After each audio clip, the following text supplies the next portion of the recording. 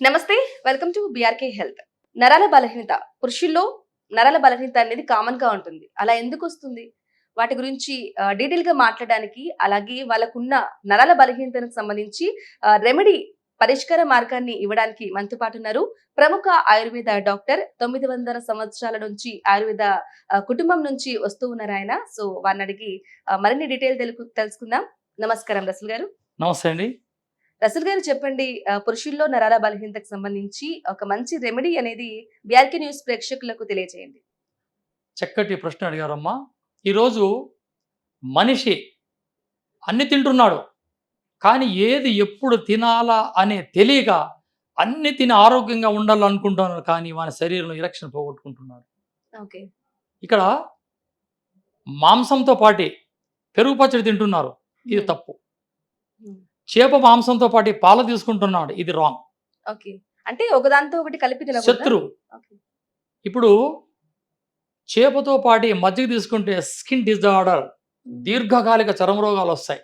హ్మ్. ఇట్లా ఎన్నో సమస్యలు ఈ మానవ దేహాన్ని అతలాకుతలం చేస్తుంటాయి. ఈరోజు చిన్న చిన్న పిల్లనాయలు 20-25 ఏళ్ళ పెళ్ళిళ్ళు చేసుకుంటారు. ఫోన్లు, గురుగారు గురుగారు సోన్సో, గురుగారు సోన్ అమ్మాయిలు అడతారు, బాబాయ్ గారు ఏంటండి మీ అల్లుడు గారికి ఈ మధ్య ఇట్లా.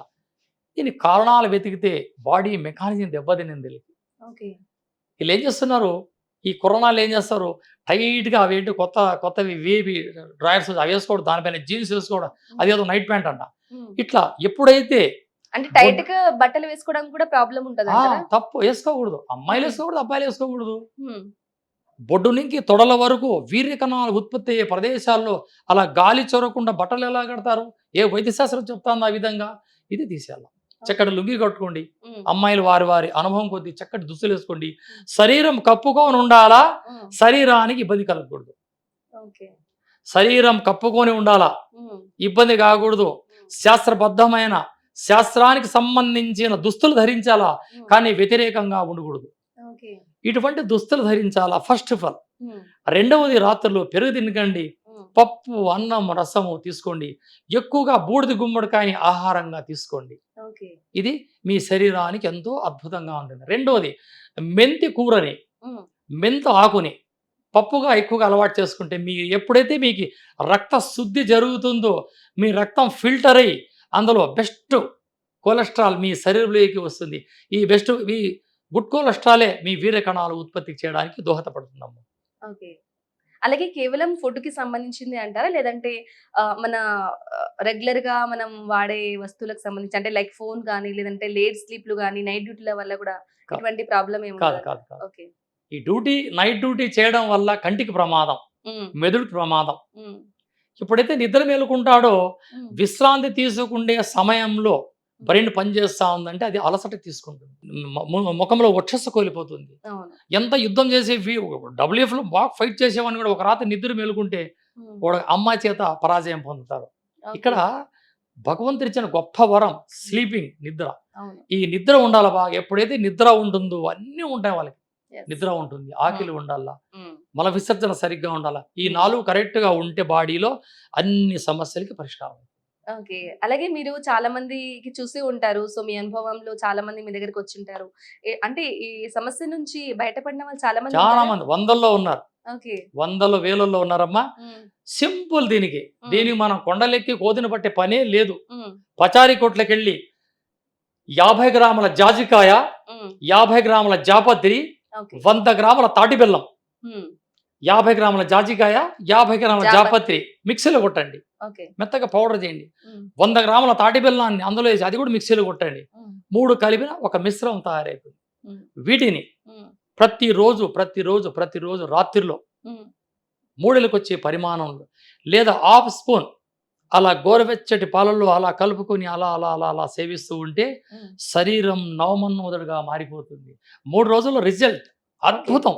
ఎటువంటి సైడ్ ఎఫెక్ట్ లేదు. హ్మ్. నరాల బలహీనం, కార్డియాల్ సిస్టమ్‌లో డ్యామేజ్ ఉన్నా, ఈ హార్ట్‌లో ఏదైనా ప్రాబ్లమ్ వస్తున్నా బీపీకి సంబంధించి ఉన్న వాళ్ళు కూడా వాడొచ్చు. వాడొచ్చు.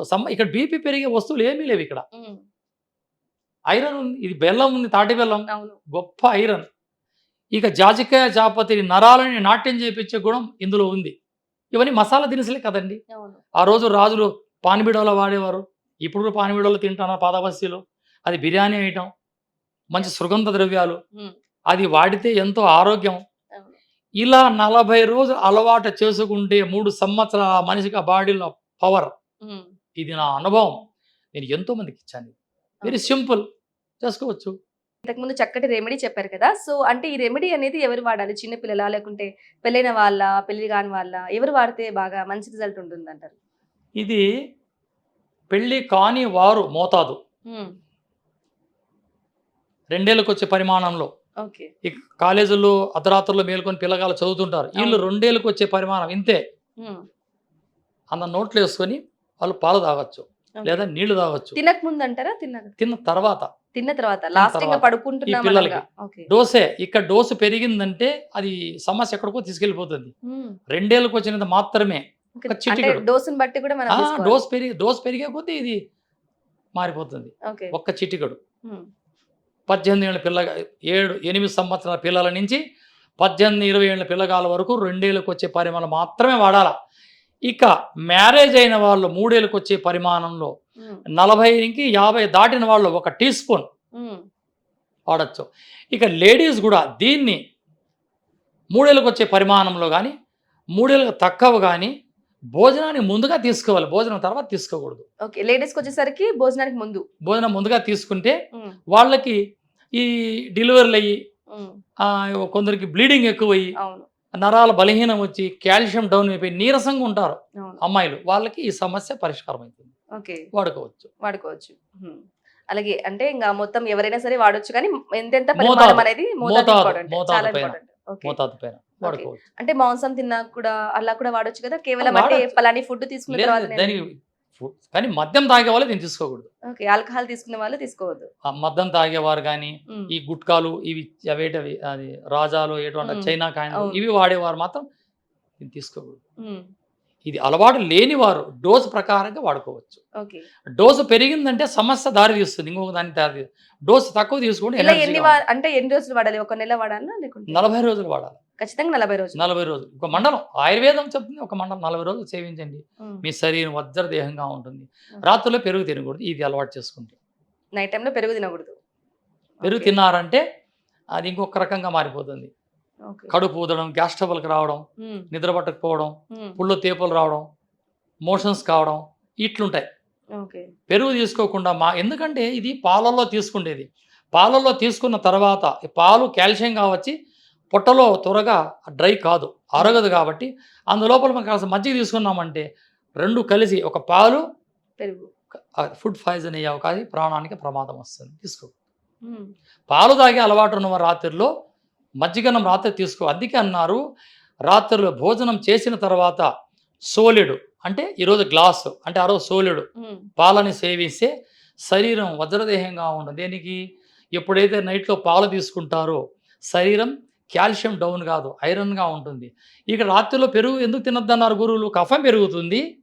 పాలు తాగే అలవాటు ఉంది. కఫం పెరిగి మీకి అనారోగ్యం రావచ్చు.